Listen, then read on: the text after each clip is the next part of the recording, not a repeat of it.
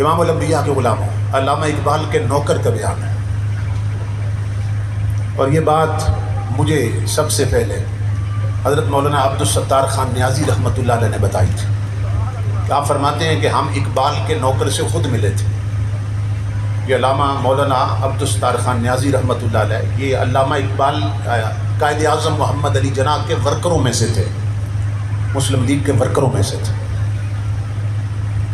تاریخ پاکستان میں ان کی بڑی خدمات تھی۔ تو وہ فرماتے ہیں کہ میں نے اقبال کے نوکر سے پوچھا کہ کوئی بات سناؤ جو آنکھوں سے دیکھی ہو۔ اقبال کا نوکر کہنے لگا کہ میں سویا ہوا تھا اپنے کمرے میں، رات کے 2, 3 یا 4 بجے کا وقت ہوگا۔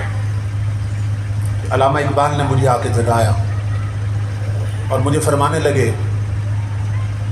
کہ میرے ایک معزز مہمان آئے ہیں، تو اٹھو ان کے لیے کہیں سے تازہ لسی بنوا کے لاؤ۔ کہتے ہیں میں اٹھا، میں حیران ہوا اس وقت مہمان آئے ہیں اور لسی پینا چاہتے ہیں، یہ بڑی عجیب بات، اس وقت لسی کہاں سے ملے گی؟ تو کہتے ہیں میں کچن کی طرف گیا، میں نے کہا برتن لے کے جاتا ہوں، نکلتا ہوں، دیکھتے ہیں کہاں سے ملتی۔ تو اقبال نے کہا برتن میں خود دھوں گا۔ اقبال نے برتن خود دھویا اپنے ہاتھوں سے اور مجھے کہا کہ جاؤ کہیں سے لسی لے کے آؤ۔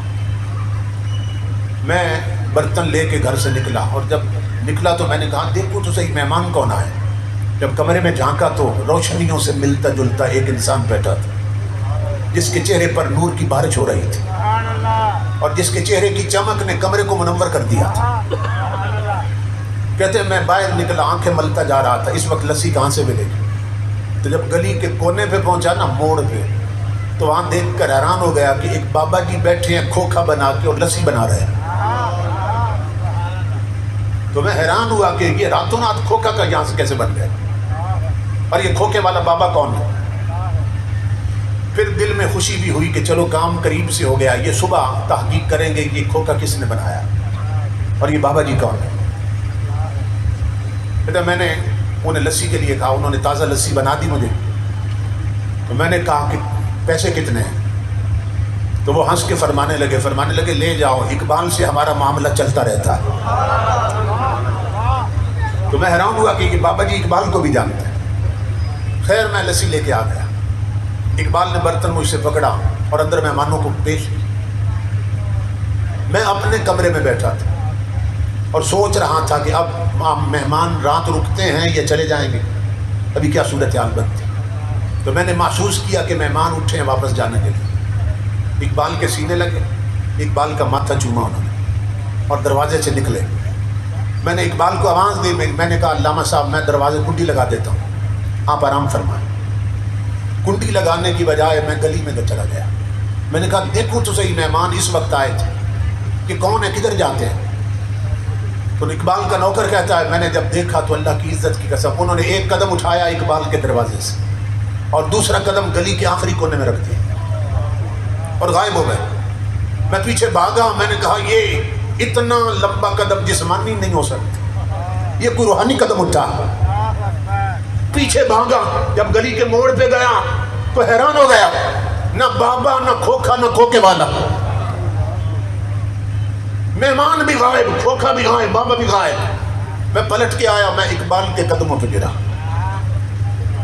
میں نے کہا قلندر لاہوری، خدا کے لیے مجھے بتا یہ آنے والے بزرگ کون تھے اور وہ کھوکھے والے بابا جی کون تھے؟ اقبال نے کہا نہ چھیڑ ملنگا، جب اپنا کام کرو۔ میں نے کہا میری زندگی گزری ہے خدمت میں، خدا کے لیے مجھے بتائیں کون تھے؟ اقبال نے کہا میرے ساتھ ایک وعدہ کرو تو بتا دیتا ہوں، میری زندگی میں یہ راز فاش نہیں کرو گے۔ میں نے کہا علامہ صاحب میں وعدہ کرتا ہوں۔ اقبال نے کہا سن اللہ کی عزت کی قسم، آنے والے غریب نواز تھے، کھوکھے والے داتا علی حجویری تھے۔ اسی پر اقبال کہتا ہے فنا کیسی بقا کیسی، جب اس کے آشنا ٹھہرے، کبھی اس گھر میں آ نکلے، کبھی اس گھر میں جا ٹھہرے۔ جو اللہ والے بن جائیں، اللہ سے لو لگا لے، حضور کے غلام بن جائیں، موت بھی انہیں مار نہیں سکتی، ان کی قبریں بھی زندہ رہتی ہیں۔ میں اپنے بھائیوں کا شکر گزار ہوں جنہوں نے اس عظیم الشان مجلس میں حاضری کا حکم دیا۔ قبلہ شاہ صاحب، مقصود عالم شاہ صاحب اتاری زیدہ مجدہ نے بڑی شفقت فرمائی،